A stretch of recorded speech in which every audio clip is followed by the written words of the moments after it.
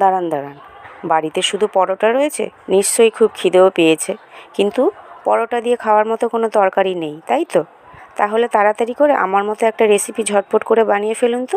চলুন, তেলটা গরম হয়ে গেলে একটা বড় সাইজের পেঁয়াজ কুচি ও দুটো টমেটোকে এইভাবে গোল গোল করে কেটে ধুয়ে নিয়ে আর সাথে 1 চামচ নুন দিয়ে চাপা দিয়ে দেবো 2 থেকে 3 মিনিটের জন্য। তারপরে 3 মিনিট, এতে কি হবে, খুব তাড়াতাড়ি সেদ্ধ হয়ে যাবে, কারণ আমাকে তো তাড়াতাড়ি খেতে হবে, খিদেও তো পেয়েছে। এরপরে আমি 3 মিনিট না, আমি 4 মিনিট পরে এসে চাপা খুলে দেখব প্রায় অনেকটা সেদ্ধ হয়ে গেছে।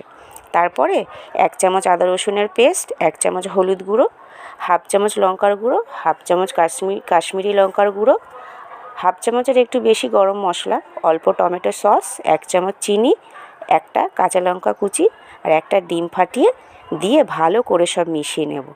তারপরে আমি ওপর দিয়ে, সব মেশানো হয়ে গেলে ওপর দিয়ে ধনেপাতা দিয়ে এইভাবে একটু শুকিয়ে নেব।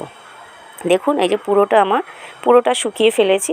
আর আপনারা এখানে চাইলে আদা রসুন কুচিও দিতে পারেন। আমি সব সময় আদা রসুনের পেস্টটাই একটু ব্যবহার করি, ওতে কি দুটো একসাথে হয়ে যায়।